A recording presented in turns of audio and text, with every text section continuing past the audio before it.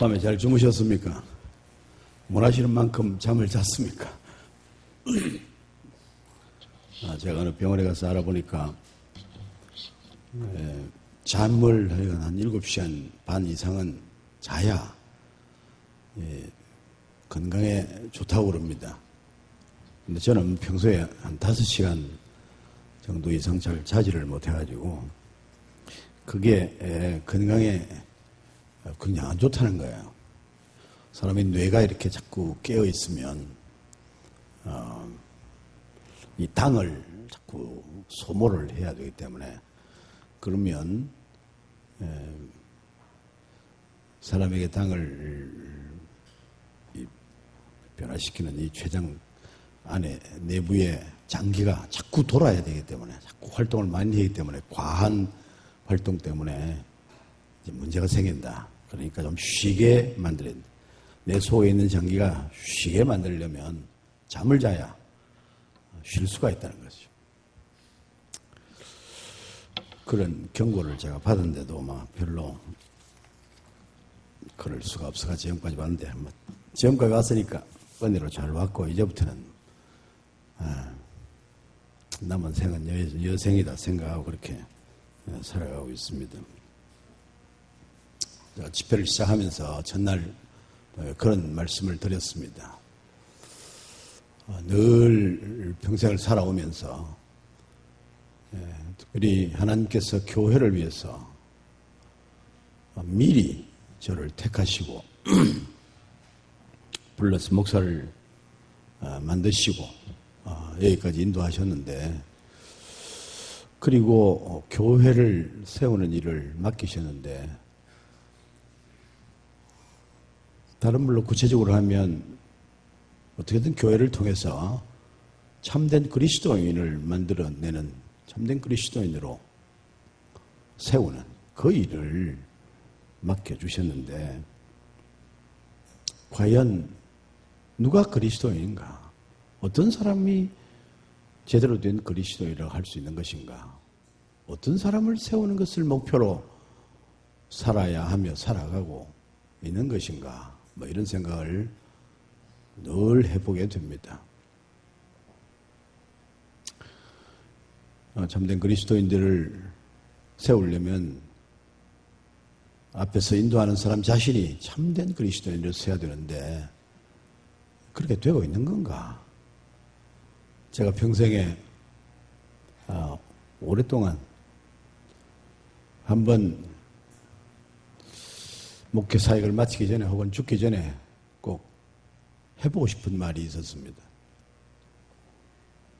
사도 바울이 교회를 돌아보고 교회에 편지하고 교회를 향하여 부탁할 때에 여러 번 거듭 반복했던 말이 있습니다. 특별히 고린도전서 11장 1절에서 분명하게 선명하게 하신 말씀이 있습니다. 내가 그리스도를 본받는 자 된 것 같이 너희는 나를 본받는 자가 되라. 사도 바울도 목회자입니다. 교회를 향해서 내가 그리스도를 본받는 자 된 것 같이 너희는 나를 본받는 자가 되라. 목사가 돼서 아버지가 돼서 할아버지가 돼서 성도들을 앞에 두고 자녀들을 앞에 두고 사도 바울처럼 이 말을 자신 있게 할 수 있다면 내 인생은 성공한 인생이 될 수 있겠다. 그런 생각을 하고 언젠가는 교인들 앞에서 이 말을 한번 해보고 죽어야 되겠다. 근데 아직까지 못 해봤습니다. 아마도 못하고 인생을 마칠 것 같습니다. 내가 그리스도를 본받는 자 된 것 같이 너희는 나를 본받는 자가 되라. 어떻게 주님을 따를까요? 어떻게 하면 참된 주님의 제자가 될 수 있을까요? 어떻게 하면 참된 그리스도인이라고 말할 수 있고 불릴 수 있을까요? 나를 본받으라. 여러 말 설명할 거 없이 그냥 내가 하는 것처럼 해보라.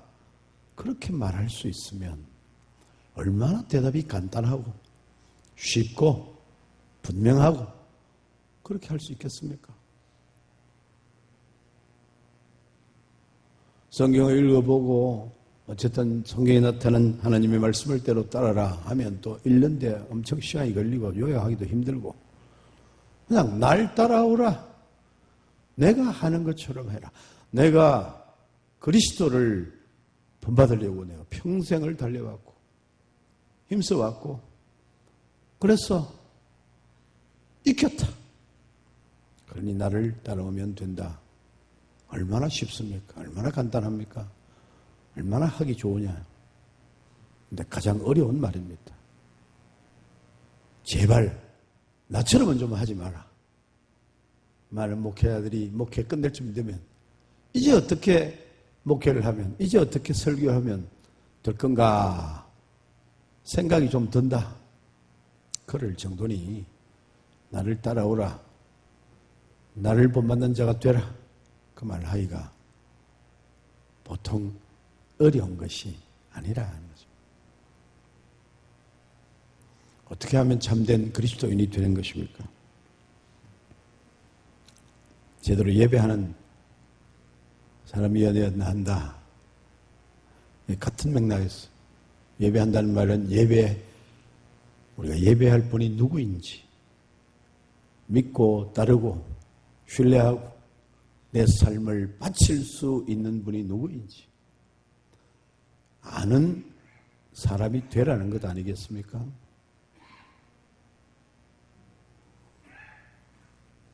인간이 만든 우상, 사람 손에 의해서 만들어진 우상이 어떻게 믿고 따를 수 있는 존재가 될 수 있느냐. 우상을 숭배하는 자가 얼마나 어리석은가 하는 것을 조그만 자 금방 생각해 보면 알 수가 있는 일이잖아요. 나를 지으신 분, 나를 아시는 분, 내 생애를 계획하시는 분, 나보다 더 잘하셔서 나의 길을 인도하시는 그런 분이 있으면 믿고 따를 수 있는 것 아니겠습니까? 사람들이 누구인가는 예배를 하며 사는데 누구에게 예배를 해야 되겠는가? 나를 지으시고 나의 삶을 인도하시는 하나님께 예배하는 것이 너무나 자연스럽고 당연한 일이다. 그 사람을 참된 그리스도인을 할 수 있을 것이다 하는 겁니다. 같은 말을 다르게 표현하면 어떤 사람이 참된 그리스도인가? 기도하는 사람이라 그렇게 말할 수 있습니다. 그 사람이 진정한 그리스도인입니다. 기도는 기도의 대상의 누구인지를 제대로 아는 사람이 할 수 있는 그런 행동입니다. 기도는 예수님도 빼지 않고 하셨던 일입니다. 기도는 구약시대도 굉장히 중요한 신앙적 요소였습니다. 구약시대 사람들이 그냥 제목만 들은 것이 아니고 구약의 백성들, 하나님의 사람들 모두를 들여다보면 다 기도하는 사람들이었음을 알 수가 있습니다.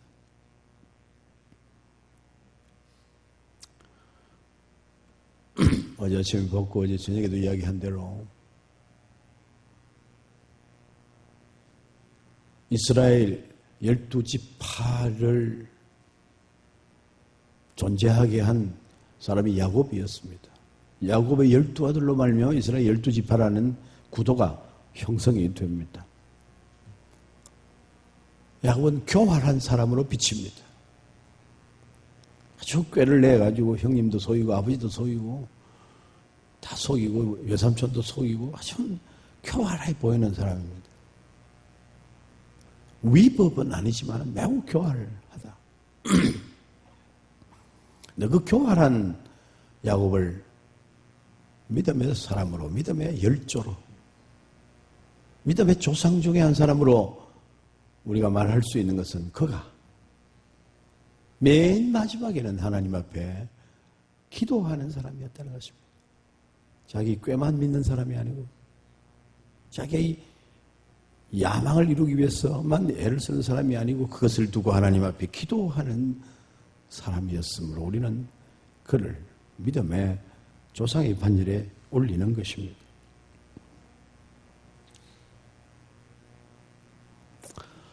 기도하면 우리를 찾아드는 인간으로서 가지는 한계 때문에 인간으로서 넘을 수 없는 한계에 부딪히면 두려움이 생기게 되어 있습니다. 그 두려움을 이겨내지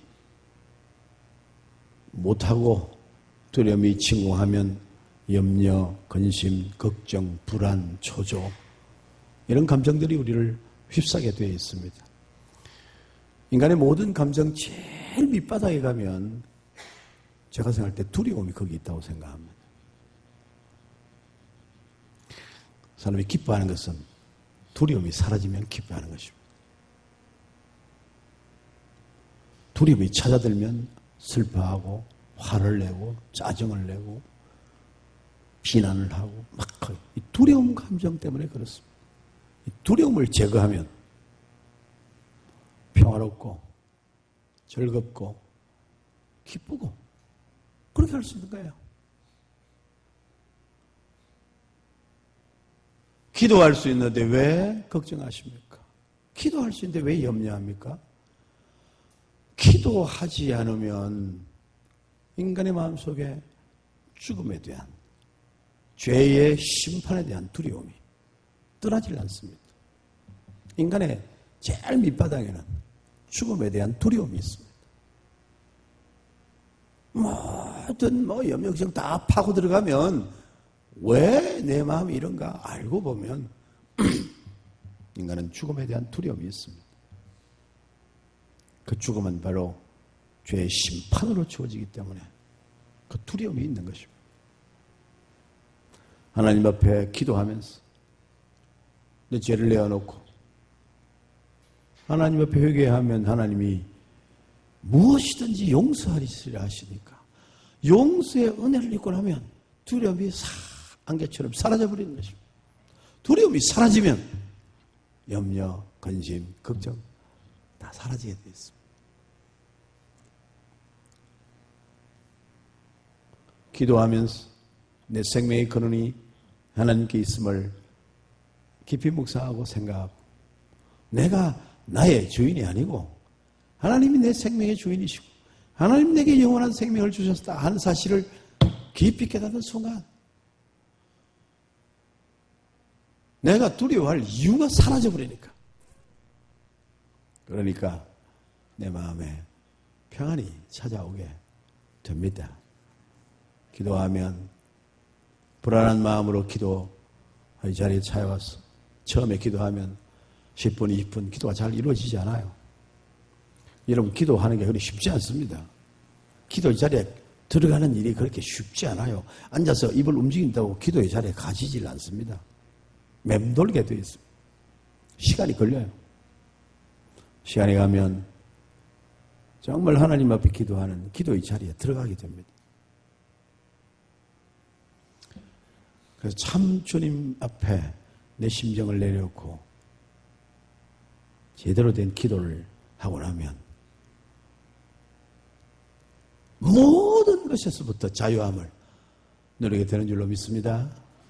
일어서면 세상에 하나도 바뀌지 않았는데 아무것도 변화가 된 게 없는데 내내 그대로인데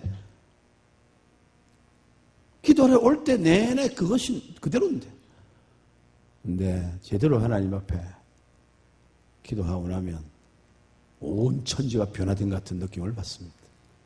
모든 것으로부터 자유하게 되는 그런 은혜를 누리게 됩니다. 성도들은 자주 그런 모든 두려움이 다 떠나가는 그런 기도의 자리로 들어가야 그래야 신앙생활을 하는 진정한 맛을 누리게 될 줄로 믿습니다. 그래야 되는 것입니다.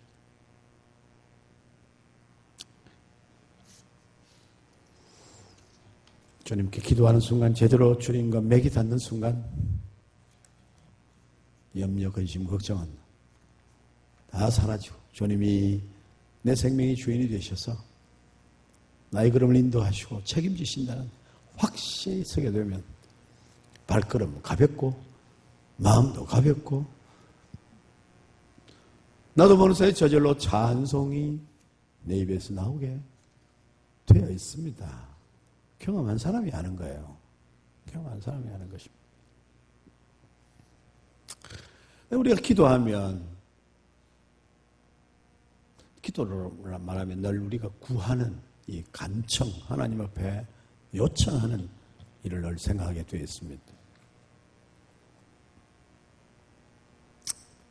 사실은 말이죠. 기도를 가만히 생각하면 기도는 요청하는 것을 기도로 우리가 생각을 하는데 그게 기도의 핵심일까? 우리가 말씀을 쭉 찾아 읽어보면 기도하라. 근데 기도하라, 구하라, 찾으라, 두드리라 막 이런 말씀이 있는가 하면 내가 구하기 전에 내게 있어야 할 것을 아버지께서 다 아시느니라. 다 아신다고 그랬어. 다 아시는데 뭘 그렇게 내가 열심히 이야기는 또 할 필요가 뭐 있겠는가, 그죠? 다 아시는데 앉아서 하나님 아버지 다 아시죠? 다 아시니까 일일이 구차하게 말 안 해도 다 아시죠? 내 속을 다 헤아리고 계시니까 아시는 대로 그래 잘 해주세요. 한마디만 하면 되는 거 아닙니까? 뭐 그래 오래 걸릴 일이 있습니까? 예수님께서 직접 너 이방인들이 기도하는 것처럼 그래 마태복음 5장에 기도하라 하지 말아요. 이방인들 하지 중한 무언 하지 말아요. 구하기 전에 너희에게 있어야 할 것을 다 아시느니라. 근데 뭐 그러면 기도를 오래오래 할 게 뭐 있어요? 1분도 안 걸리겠다 앉아가지고 하나님 다 아시지요? 믿고 갑니다. 그러면 되는 거 아닌가요? 기도를 요청사항으로만 아니까 그런 생각을 하게 됩니다.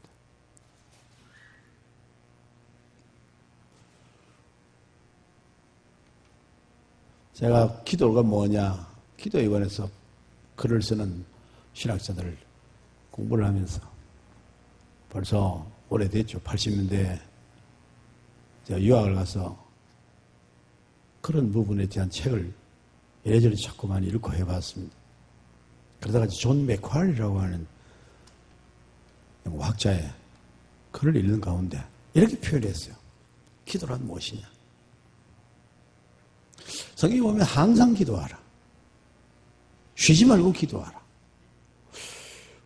쉬지 않고 기도하다가 전차에 받치인다. 가도 전봇대에 받치는데 기도는 눈을 감고 내가 할 말을 하고 이걸 생각하니까 어떻게 항상 기도할 수 있나요? 기도 시간 한 시간 하기도 힘든데 항상 어떻게 기도하나? 성경 말씀대로 산다는 게 이게 뭐 되는 말인가? 이런 생각을 했습니다. 존 맥카리가 제 질문을 다 풀어주었습니다. 기도는 무엇이냐? 기도는 하나님 앞에서 하는 모든 생각이다. 하나님 앞에서 하는 모든 생각이 기도다. 사람 생각을 늘 하기도 있습니다. 늘 자나깨나 생각을 하죠. 자다가도 생각을 하니까 꿈을 꾸고 벌떡벌떡 일어나고 그렇게 하지 않아요. 모든 생각을 하나님 앞에서 할 때 그건 기도가 된다는 것입니다. 나 혼자 내 마음대로 생각하는 것이 아니라 하나님과 더불어 생각하고 하나님 앞에 생각하고 그게 바로 기도다는 것입니다. 항상 기도할 수 있죠. 항상 기도할 수 있는 것입니다. 무슨 생각을 하든지 결국 하나님과 더불어 하나님 앞에서 하나님의 영광을 연관지었어. 그렇게 생각해 보는 것이 바로 기도가 된다는 것입니다.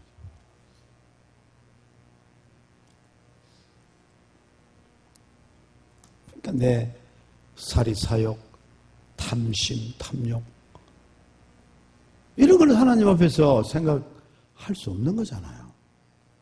그래서 우리의 생각도 정화되고 하나님 앞에 생각하는 버릇을 갖고 하나님과 더불어 생각하고 하면 우리 생각이 전혀 다른 종류의 생각으로 가득 차게 될 줄로 믿습니다. 계획하고 설계하고 바라고 꿈을 꾸고 위해서 다른 사람을 위해서 생각하고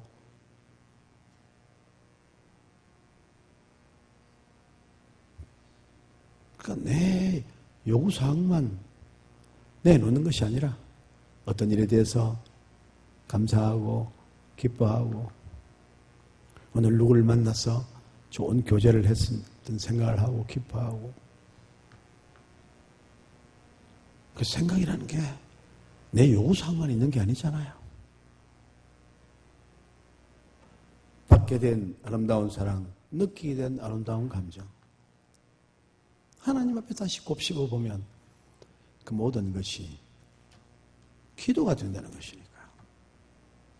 기도는 인간의 품격을 새롭게 하는, 고상하게 만드는 그런 모든 작동이 될 것이라는 것입니다. 기도가 왜 이루어지지 않느냐? 그 기도 중에 중요한 요소들이 결국 요청사항, 하나님 앞에 이런 supplication, 간구하는 내용이 들어있게 되어 있습니다. 왜냐하면 인간은 한계를 가지고 할 수 없는 일이 많기 때문에 하나님 앞에 이런저런 일들을 아뢰고 소원하고 바라고 기대하고 그렇게 하는 건 매우 정상이라 할 수 있습니다. 다 들어주신다고 성경이 말했는데 정말 기도하면 다 들어주는가? 그래서 우리가 기도의 응답 3가지가 있다 그러죠. 하나님 기도하면 yes, 들어주마. no, 안 돼. 기도해도 듣지 못하는 것은, 응답받지 못하는 것은 정욕으로 썰이고 잘못 구합니다. 야고보는 그렇게 설명을 합니다. 기도해도 안 듣는 경우, 안 들어주시는 경우가 있다. no. 애들이 엄마에게 칼을 달라고 한다고 칼을 덥석 쥐어줄 엄마는 없다? 어떻게 하려고? 잘못하면 죽는데, 다치는데. 원한다고 다 들어주는 것이 응답이 아니다. 원할 때 안 들어주는 것이 제대로 된 응답일 수도 있는 것입니다. 내가 기도하는데 왜 하나님은 듣지 않으시는가? 안 들어주어서 천만다행이다.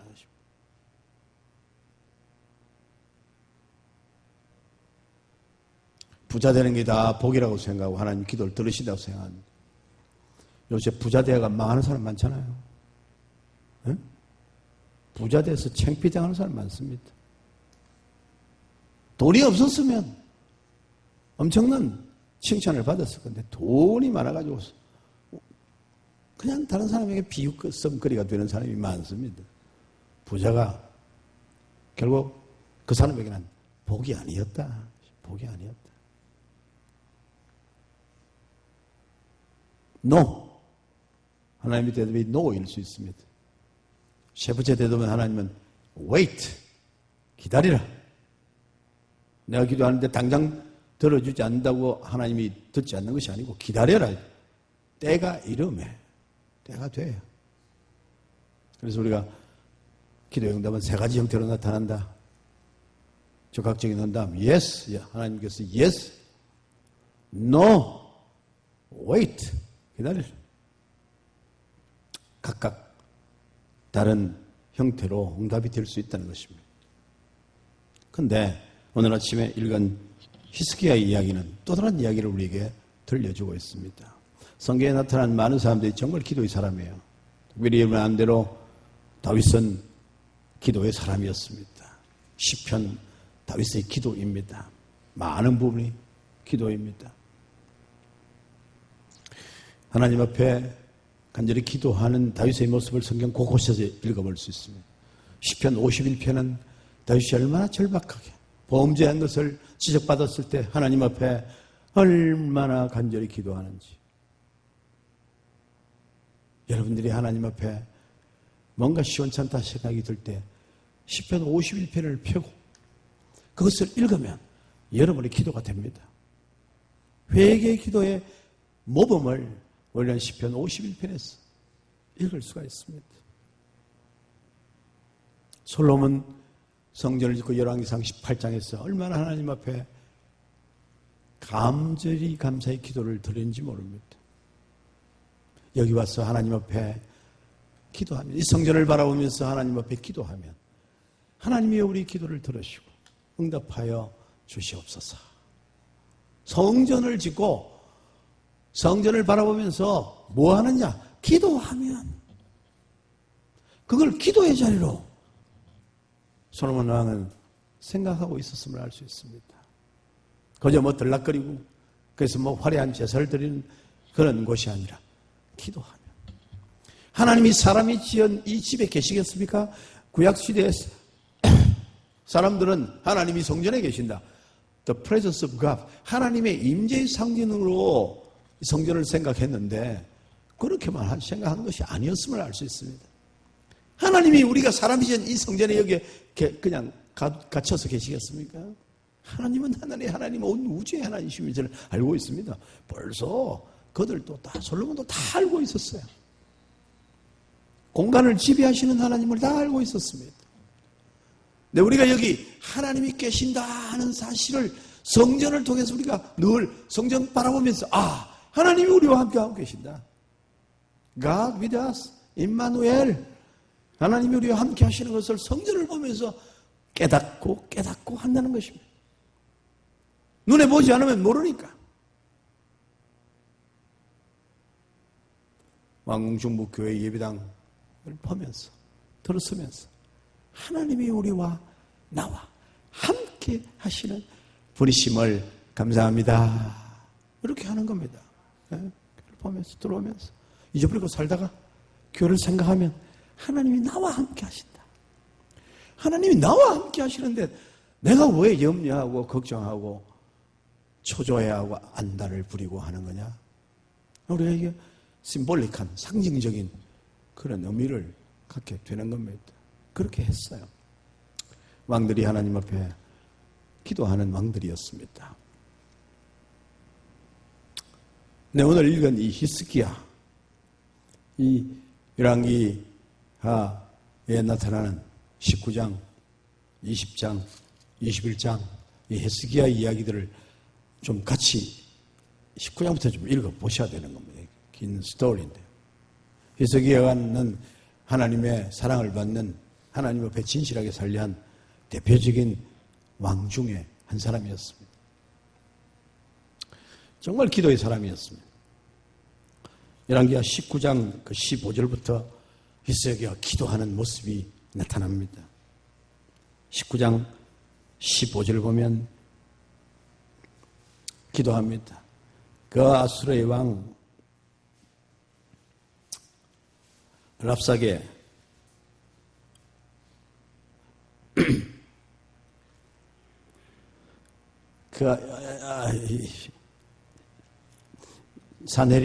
사네빌이 랍사게라는 신하를 보내가지고 편지를 전달하고 하는데 얼마나 이스라엘을 조롱하는지, 얼마나 조롱하는지. 네가 믿는 내 하나님이 예루살렘을 아수르 왕의 손에 넘기지 아니하겠다는 말에 속지 마라. 그런 일은 벌어졌는데 반드시 예루살렘은 아수르 나라의 것이 될 것이다. 이렇게 하면서 공간을 치고 그렇게 하나님 말한다는 그건 엉터리다. 이렇게 하면서 조롱을 한단 말이죠. 그래서 기도하는 것입니다. 그룹들 위에 계신 이스라엘 하나님 여호와여, 주는 천하만국의 홀로 하나님이시라. 주께서 천지를 만드셨나이다. 여호와여 귀를 기울여 들으소서. 여호와여 눈을 떠서 보시옵소서. 산헤립이 살아계신 하나님을 비방하러 보낸 말을 들으시옵소서. 이 건방진 산헤립이 하나님을 비방합니다. 하나님이 구해준다? 그런 말이 어디 있냐? 하나님이 그런 능력이 없다. 구해주지 못해. 내한테 항복하고 그래 살아라. 이렇게 공갈 협박을 하고 있습니다. 하나님을 비방하는 말을 하나님이여 들어주시옵소서. 그리고 기도를 시작합니다. 이들이 두가 되겠느냐는 것입니다. 이제 우리를 그의 손에서 구원하옵소서. 19절. 그리하시면 천하만국이 주 여호와가 홀로 하나님이신 줄을 알리이다. 나를 구원하시면, 우리를 구원하시면 온 천하만이, 이야, 정말로 하나님이 온 천하의 주제가 되시는구나 하는 것을 깨닫게 될 것이니까 하나님 우리를 구원하여 주시옵소서. 그렇게 왕이 자기 힘으로 능력으로 할 수 없는 일 앞에 부딪힐 때, 아수르 대국이 내려오면 이거 안 되는 것입니다. 그래서 하나님 앞에 간절히 기도하는 모습을 보일 때에 여호와께서 아수르 왕에게 대하여 길게 이야기하시는 것이 21절, 19장 21절부터 쭉 그 이야기가 끝까지 전개되고 있습니다. 하나님이 안심을 시키는 그런 대답을 하고 계십니다. 그래서 하나님 앞에 기도하였더니 하나님이 그 기도를 들으시고 어떻게 하셨느냐? 19장 36절 말씀 같이 한번 읽어볼까요? 이 밤에 여호와의 사자가 나와서 아수르 진영에서 군사 18만 5천 명을 친지라. 아침에 일찍 일어나 보니 다 송장이 되었더라. 18만 명이나 와서 둘러싸고 있는데 방법이 있습니까? 그래서 하나님 앞에 기도하였더니 하나님께서 기도를 들으시고 하나님이 치시기 때문에 그 밤에 18만 명이 다 송장이 되어버렸다. 얼마나 놀라운 일이 있었는지 모릅니다. 20장 오늘 읽었던 본문 뭐라고 했습니까? 그때에 어떤 때입니까?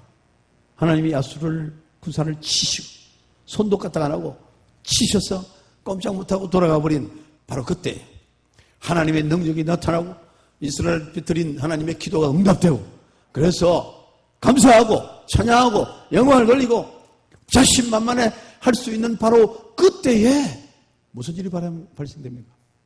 히스기야가 병이 들었어요. 갑자기 발병을 하게 되는 거예요.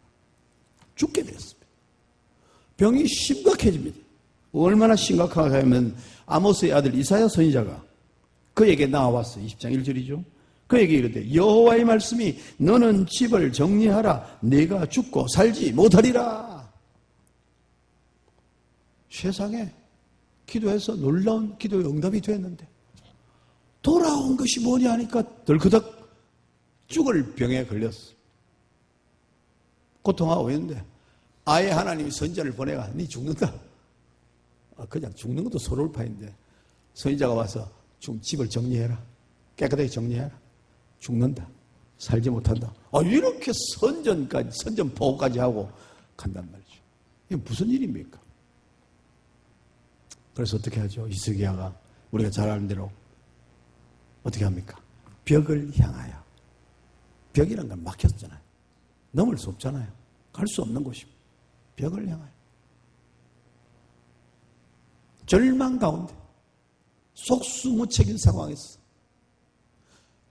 마치 벽을 바라보듯이 아무런 길이 보이지 않는 그런 상황에서 하나님 앞에 기도하기를 시작합니다. 내가 전심과 진실과 전심으로 주 앞에 행하여 주가 보시기에 선하게 행한 것을 기억하옵소서. 이스라엘은 아름답게 살았습니다. 사도 바울처럼 살아났습니다. 내가 그리스도를 본받자가 지금 너희는 나를 본받자가 되라. 주님, 내가 진실과 전심으로 주 앞에 선하게 행하였음을 기억하시고 히스기야는 하나님 앞에 전심으로 진실한 마음으로 빠르게 살리고 애를 쓴 개혁적인 왕이었습니다. 이거 하나님 보시고 기억하시고 살려주시옵소서 하고 심히 통곡했다. 왕의 품위가 있잖아요. 왕이 품위가 있다. 그 순간 벽을 바라보고 자신이 왕이라는 사실을 완전히 벗어버리고 통곡하면서 하나님 앞에 기도했습니다. 아수르도 물러가고 이제 나를 위해서 제대로 일할 수 있는 때인데 하나님 나를 거두가시면 어떻게 되는 겁니까? 간절히 기도했습니다. 그럴 때에 이사야 선지자가 다시 왔어. 그렇죠? 이사야 선지자가 그 말하고 집으로 돌아가는 길인데 하나님이 이스라엘에게 마음을 주셔서 돌이키라. 돌아가. 다시 turn back. 그래서 어디 합니까? 가다가 돌아가서 히스기야 왕에게 그렇게 말합니다. 5절 후반부에 그렇게 말합니다. 내가 내 기도를 들었고 내 눈물을 보았노라. 내가 너를 낫게 하리니 내가 3일 만에 여호와의 성전에 올라가리라. 너는 죽는다. 일어나지 못한다. 집 정리해라. 하고 집으로 돌아가고 있는 사이에 통곡하며 기도하였더니 하나님께서 낫게 해주시는 마음을 주셨다. 그래서 이사야가 집에 도착하기 전에 다시 돌아갔어. 낫게 하리라. 3일 만에 성전에 올라가게 될 것이다. 그런 소망의 메시지를 들려주었습니다. 할렐루야. 기도하니 하나님 들으셨습니다. 예스 들어주시는 하나님. 그래서 나았습니다. 15년을 더 살게 됐습니다. 15년. 복을 받았습니다. 바벨론에서 사자들이 왔을 때, 무르닥발라딘 사자들이 왔을 때, 온 궁전에 있는 비밀 창고까지 다 열어서 보여줬습니다. 자신이 가진 것, 이룬 것, 소유한 것, 자랑을 합니다. 하나님이 아시로 물리쳐 주시고, 병도 낫게 하시고, 그 소문을 듣고 사절단을 보내왔는데, 그러니까 마음에 이게 그냥 자신감이 가득해가지고, 오버 액션을 한 겁니다. 그거를 그런 식으로 그냥 자랑을 늘어놨더니, 마치 자신이 다 이룬 것처럼 히스기야가 한순간에 오만해져 버렸습니다. 그래서 있는 대로 다 보여주는 그런 모습을 보았습니다. 이사야가 그 소문을 들었습니다. 왕이 어떻게 했습니까? 내가 다 보여주었다. 뭐까지 보여줬습니까? 있는 거 다 보여주었어요. 그랬더니 창고에서 하나도 보여주지 않은 것이 없었습니다. 20장 15절에 그렇게 말하고 있습니다. 그래서 이사야가 히스기야에게 말합니다. 내 말 잘 들으세요. 여호와의 말씀이 내게 주어졌습니다. 왕궁의 모든 것과 왕의 조상들이 오늘까지 쌓아두었던 것이 바벨론으로 다 옮겨가게 될 것입니다. 몽땅 다 잃어버릴 것입니다. 빼앗길 것입니다. 왕의 몸에서 아들 중에서 사로잡혀 가는 사람이 있을 것입니다. 바벨론 왕궁에서 환관이 될 것입니다. 거세를 당할 것입니다. 그런 심판의 메시지를 받게 되는 그런 상황이 일어납니다. 하나님께서 기도해서 응답해서 하나님 주실 때 어떻게 관리해야 되는 걸 알 수 있습니다. 철저하게 하나님이 주셨다. 이런 생각을 하고 감사하고 겸손하고 그래야 될 것인데 모든 것이 자기가 이룬 것처럼 보면 하나님이 내게 건강도 주시고 하셨다는 말이 한마디도 없어. 그것이 이방에서 왔을 때 그때가 좋은 때입니까? 내가 죽게 됐는데 하나님이 나를 살려주셨어요. 만군의 하나님 여호와가 이스라엘의 하나님이 나를 살려주셨습니다. 이렇게 말할 얼마나 좋은 기회인데 한마디 안 하고 자랑질만 하고 우리 하나님 은혜를 받아 어떻게 살아야 될지 보여주는 겁니다. 나중에 다 빼앗겼습니다. 다 바벨론 가져갔습니다. 그래서 벨사살 왕 시대에 어떻게 했습니까?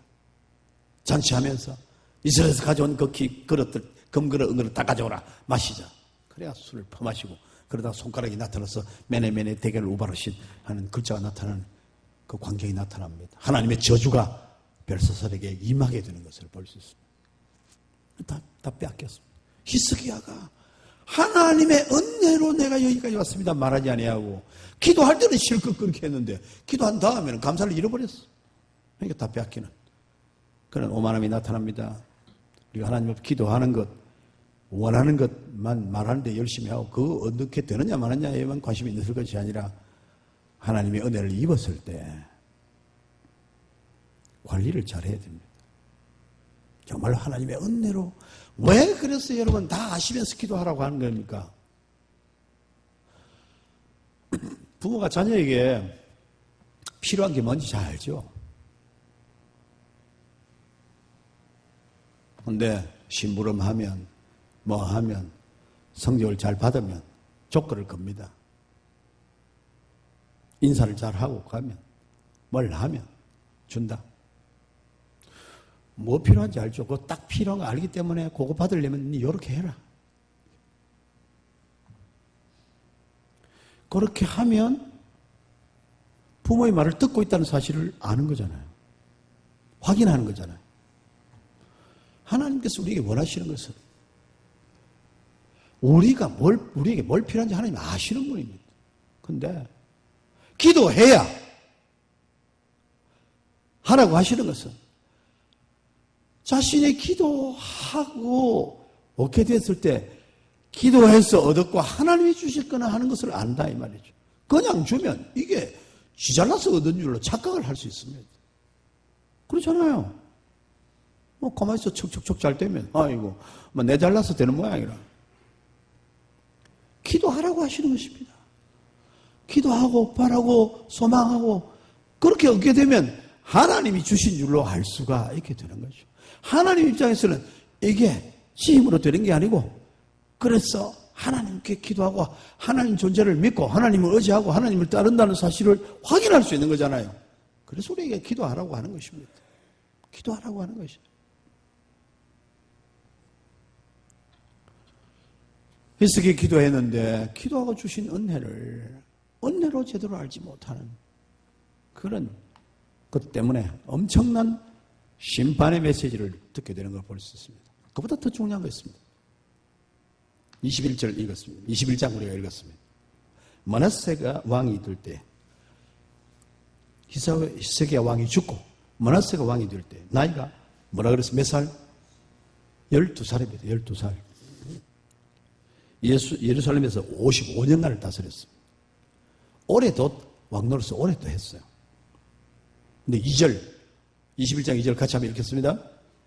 므낫세가 여호와 보시기에 그의 아버지 이스라엘가 흘러버린 산당들을 다시 세우며 이스라엘 왕 아합의 행위를 따라 바알을 위하여 제단을 쌓으며 아세라 목상을 만들며 하늘의 일월 성신을 경배하며 섬기며 여호와께서 전에 이르시기를 내가 내 이름을 예루살렘에 두리라 하신 여호와의 성전에 제단을 쌓고 여인 성전 두 마당에 하늘의 일일 성신을 위하여 제단들을 쌓고 또 자기 아들들 불 가운데로 지나가게 하며 점치며 사수를 행하며 신접한 자와 박수를 신임하여 여호와께서 보시기에 악을 많이 행하여 그 진노를 일으켰으며 또 자기가 만든 나로 새긴 아세라 옥상을 성전에 세웠더라.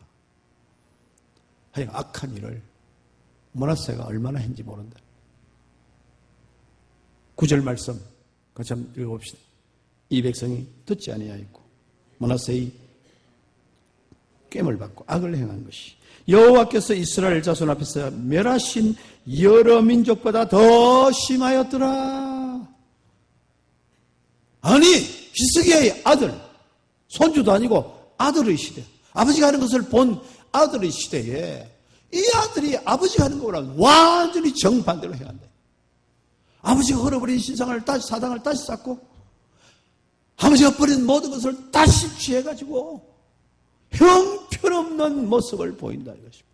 얼마나 악하든지 하나님이 멸하신 여러 다른 민족보다 더 악하더라. 이게 막 가도 형편없이 가버렸어. 므낫세는 히스기야의 아들 므낫세는 이스라엘 왕 중에서 가장 악한 왕 중에 하나로 이름이 났습니다. 여로보암 가장 악하여 이스라엘을 분열시킨 여로보암, 이스라엘 북쪽 이스라엘 왕의 일대 왕인 여로보암의 길로 가서 그보다 더 악한 사람이 됐다. 이게 평가예요. 세상에 이런 일이 있습니까? 히스기야 왕의 아들이에요. 네? 한번 보세요. 히스기야가 병이 들어서 나왔을 때 나와서 몇 년 더 살았죠? 15년. 므낫세가 왕이 될 때 몇 살이죠? 12살. 그러면 므낫세가 언제 낳은 아들입니까? 병 나기 전에 낳은 아들입니까? 병 나은 후에 낳은 아들입니까? 네? 병이 나기 전에 므낫세를 낳았어요. 병 들어가고 낳고 난 다음에 므낫세를 낳았어요. 네? 왜 우물우물해요? 큰 소리로 대답해. 학생들이 이래 우물우물 자신이 없어가지고. 내가 초등학교를 좋은데 나와야 된다고 그래 했는데 막 이미 다 해버려가지고 다시 학교 갈 수도 없고. 산수해보면 되잖아요. 15년 더 살았어. 근데 왕이 될 때가 12살 때라. 그러면 므낫세를 히스기야가 언제 낳았어요? 병들기 전이요? 병든 후에? 후죠. 간단한 것도 뭐 혹시 또 틀릴까 싶어가지고 내가 뭐라 그랬어요? 학생의 덕구는 틀리는 것이다. 생각나는 대로 대답을 하면 되는 거예요. 그러니까 하나님의 기도를 들으시고 그를 15년 더 살게 하신 그 기간 동안에 므낫세가 3년 만에 낳고 3년 후에 태어났다 이 말이에요. 어찌 됐습니까?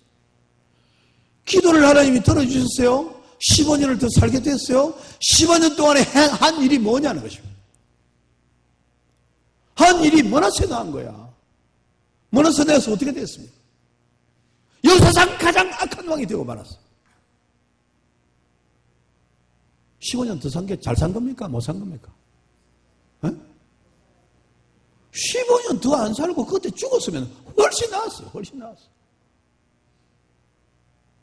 15년 더 사는 바람에 므낫세 같은 인간을 낳아가지고 완전히 나라 망쳤어. 기도 응답된 게 잘 된 겁니까? 잘 됐어요? 심각한 문제입니다. 심각한 문제. 여러분 생각 잘 해봐야 됩니다. 심각한 문제. 하나님이 기도를 적극적으로 들으시는 거 있습니다. 안 되는 게 있습니다. 기다리라는 것도 있다고요. 그런데 또 하나 있습니다. 하나님이 들어주셨는데 화가 되는 일도 있다. 안 들어줬으면 훨씬 좋았을 만한 기도도 있다는 거예요. 이 보통 심각한 일입니까? 보통 심각한 일.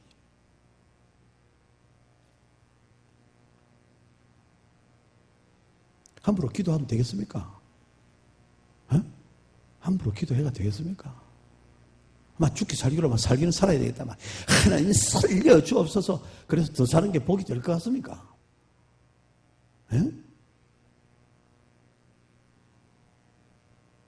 생각 잘 해봐야 돼요.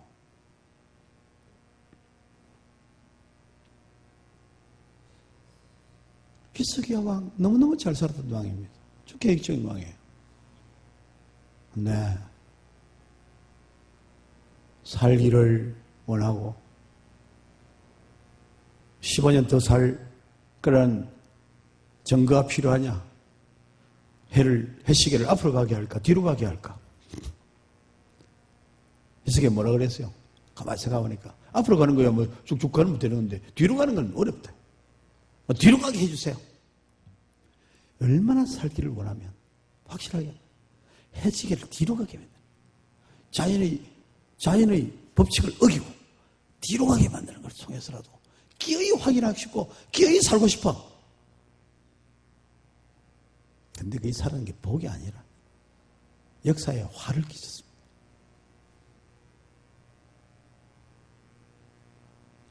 너 간절히 원하니까 내가 들어주긴 하지만 그게 복이 될지 화가 될지는 생각해보라는 것입니다.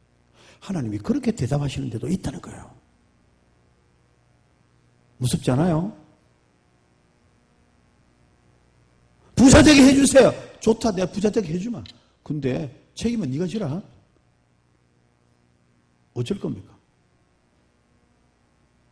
우리 아들 좋은 대학에 들어가게 해주세요. 좋다 해주마. 근데 책임은 네가 지라.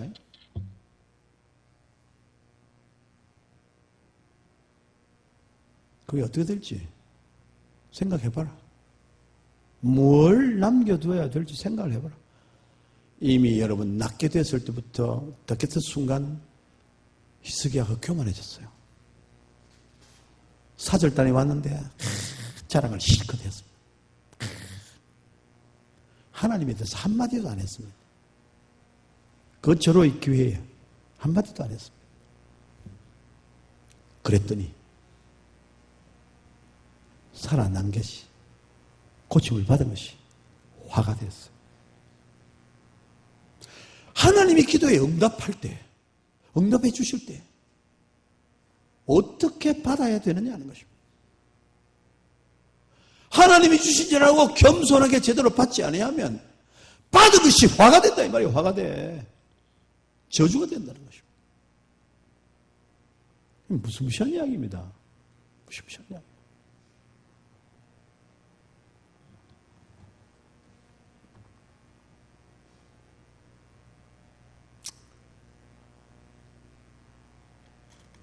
옛날에 대구에서 열심히 활동한 황무성 권사라고 있었습니다. 그 권사님이 아주 능력을 많이 행했어요. 아주 기도하면 적극적극 남고 굉장했습니다. 그래서 온 전국을 다니면서 굉장히 사역을 많이 했습니다. 그런데 그분이 어느 날 꿈을 꿨어요. 아파서 기도할 때든가 하여간 정확한 모르겠지. 요새 잊어버렸는데 하여간 꿈에서 하나님을 만났습니다. 천국에 갔어요. 이제 천국 가보니까 자기가 늘 부러워하는 조용히 목사 천국에 없는 거라. 없어. 그래서 이거 어떻게 된 거냐 물었더니 그거는 여기 천국에 올 사람 못 된다. 자기 영광을 위해서 이런데 뭐 여기 왜 오느냐. 영광이 깜짝 놀래가 깼습니다. 그날짜로 조용히 목사를 찾아갔대요. 조 목사님 천국 가니까 조 목사님 없어요. 하나님 모른대요. 조용히 목사가 충격을 받았다는 거 아닙니까? 그래가지고 복지재단 이런 걸 몇백억을 들여가서 만들었습니다. 자기의 영광, 자기 유익을 추구하는 사람이 되어버렸다는 사실을 깨닫고 그랬다는 겁니다. 이분이 그때부터 스톱, 집회 안 나왔습니다. 어느 날 황금사 싹 사라져버렸어요. 나중에 들으니까 그런 일이 있었던 것입니다. 자신이 자기 영광을 위해서 구하며 살까봐 두려워가지고 모든 집회를 스톱시키고 꼼짝도 안 하고 살았다 죽었다 소문도 없이 사라져버렸습니다.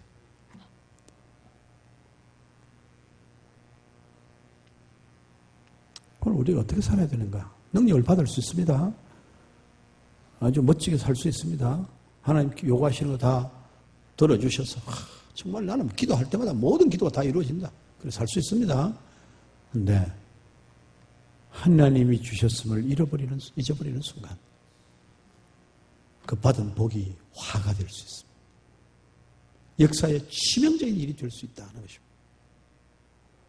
한국교회 하나님이 복을 주셨는데 한국교회가 하나님의 은혜로 되지를 못하고 많은 지도자들이 자기 명예를 위해서 자기 유익을 위해서 싸움을 하고 자리 차지하려고 애를 쓰고 한국교회 연합운동이 다 깨졌잖아요. 한기총, 한교연, 한교총 연합단체가 3개 돼요. 한국교회를 아우르는 단체가 3개나 됩니다. 목사들이 지어져가지고. 자, 그 일을 위해서 고려파에서 제일 열심히 했습니다. 한국기독교 목회자 협의회 옥하는 목사님이 그 하에서 15개 교단 초교파적으로 중요한 교단 15개가 모여서 목회자들이 모여서 모임을 결성하고 옥하는 목사님 참 존경받는 목사님이 한국교회 이래가 안 된다. 목사들이 깨나야 된다 해서 그 참 신실한 각 교단의 목사들이 모여서 한국 기독교 목회자 협의회를 만들었습니다. 제가 20년 되는 때 제가 대표회장을 맡아서 부산 사는 사람이 대표회장을 맡아 지낸 적이 있습니다. 2년 동안. 교회가 하나 되게 하기 위해서 얼마나 애를 썼는데 노력할수록 나눠지는 거예요. 하나님의 진노가 임할 것이다. 하나님의 진노가 임할 것이다. 하나님이 한국교회에 어마어마한 복을 135년 만에 얼마나 엄청난 복을 주었는지 모릅니다. 불교의 도시 경주, 불국사 얼마나 큽니까?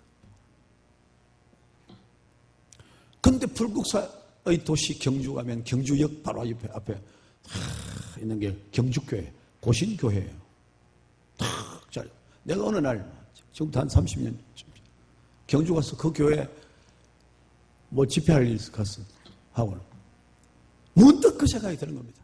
내가 만약 경주 사는 사람이라면 이 교회를 보고 무슨 생각을 하겠나? 여러분 경주에 있는 불교도들이 그 교회를 쳐다보면 무슨 생각이 들었어요? 여기가 어디라고 여기다 이 한복판에다가 예배당을 세워? 불국사의 도시 경주에 어디 한복판에 이런 예배당을 세워? 화가 안 나가서 난 돌멩이 던질 것 같아. 그런 생각이 들었습니다. 이것들 봐라. 여기가 어디라고 여기 와서 예배당을 세워? 하나님이 얼마나 엄청난 은혜를 베풀어 주시는지 모릅니다. 한국교회 주신 은혜가 무궁무진합니다. 네, 한국교회 교만해졌어요. 교만해졌어요. 교만은 패망의 선봉이다. 하나님의 은혜를 알지 못하고 자기 자랑하고 막 드러내고 하면 받은 그 은혜가 저주가 될 수가 있다는 것입니다. 이 무시무시한 이야기입니다.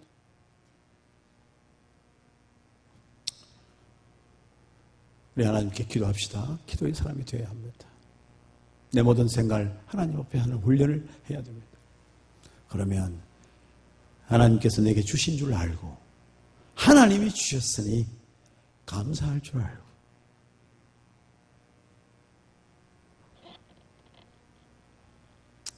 목회하면서 마음이 제일 상하는 때가 언제인 줄 압니까?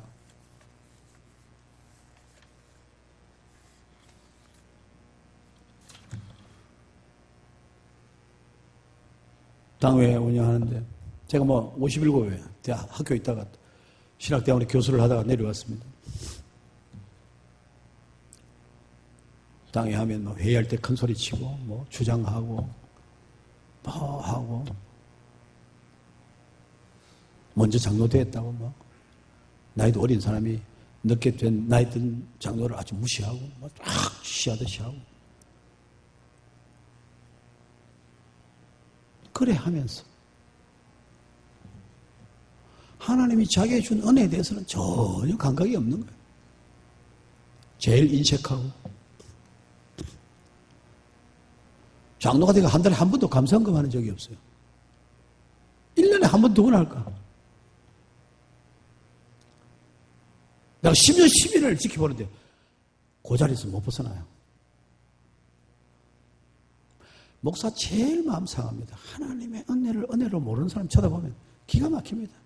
저러다가 한판 당할 거다 내가.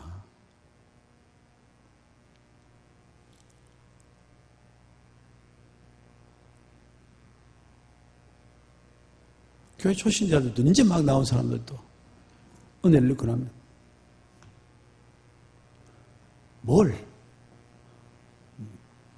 뭘 싸가지고 옵니다. 뭐 큰 것도 아니에요. 뭐. 돈 많은 2만 원 하면 살 수 있는 걸 싸가지고 이걸 목사 먹으라고 이걸 들고 옵니다. 초신자도 은혜를 받고 나면 그렇게 해요. 10년이 돼도 목사에게 감사합니다 말로 한마디 안 하고 찬물 한 그릇 안 사주고 밥 한 그릇 안 사주는 장로가 있습니다. 기가 찹니다. 기가 차요.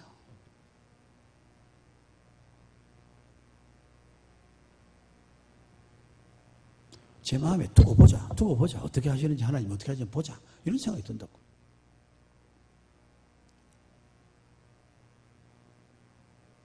하나님의 은혜를 은혜로 알지 못하면 은혜라는 것이 화가 된다니까요. 역사의 죄악이 된다니까요. 저주가 될 수 있습니다. 무시무시한 이야기예요. 히스기야에서 므낫세가 나다니요. 그것도 은혜로 살아남은 그 15년 동안에 므낫세가 나다니요. 이게 말이 되는 소리입니까? 죽을 병에 걸려서 죽었다고 선언을 받았고 살아났으면 그 이후에 남은 생에 얼마나 큰 복이 되어야 되고 하는 일마다 복이 되고 역사에 기념이 되어야 될 것인데 세상에 므낫세가 태어났어요. 여러 민족보다 더 악하더라. 지긋지긋한 왕이 태어났어요. 그게 복이 됩니까? 15년이 복이 되는 거예요? 오래 안 살았으면 얼마나 좋았을까요? 역사가 얼마나 찬란했겠네. 하나님 앞에 기도하는 히스기야 얼마나 찬란했겠는데 그 사는 바람에 뒤에 붙어가지고 형편없어 그냥. 오늘 우리 삶이 어떻게 되는지 어찌해야 되는지 기도하는 사람들인데 기도하면서 어떻게 해야 되는지 기도하면서 염려 걱정을 다 주님 앞에 막 빌 뿐 아니라 기도하면서 하나님께 주신 은혜를 받을 때 그 은혜가 주께로부터 왔음을 알고 주께 감사하고 주의 영광을 위해 살고 전심으로 진심으로 히스기야가 그렇게 기도했잖아요. 왜 하나님 날 죽이려 하십니까? 내가 진심으로 진실함과 전심으로 하나님을 섬기고 선한 일을 행하는데 왜 나를 죽이려 하십니까? 살려주세요. 당당하게 요청했잖아요. 은혜를 받았으면 더욱 전심으로 진심으로 주님이 나의 왕이 되시고 주님이 나를 다스리시는 걸 기억하고 누구를 만나든지 누가 오든지 살아계신 여호와 하나님이 내 생명도 살리고 내 민도 지킬 것입니다. 그렇게 선포하며 살아야지. 죄 잘났다고 흔들어대고 자랑을 하고 자랑질이나 하고 이러다가 망한다. 망해도 철저하게 망한다. 기도하는 성도들이 되기를 바랍니다. 하나님 주시는 은혜를 풍성하게 누리기를 바랍니다. 받았을 때 하나님 앞에만 감사할 수 있기를 바랍니다. 하나님이 주셨음을 깊이 기억하고 늘 감사하고 감사한 마음으로 주의 교회를 섬기고 주의 나라를 위해서 받은 것 다 드리고 그렇게 좀 살 수 있기를 바랍니다.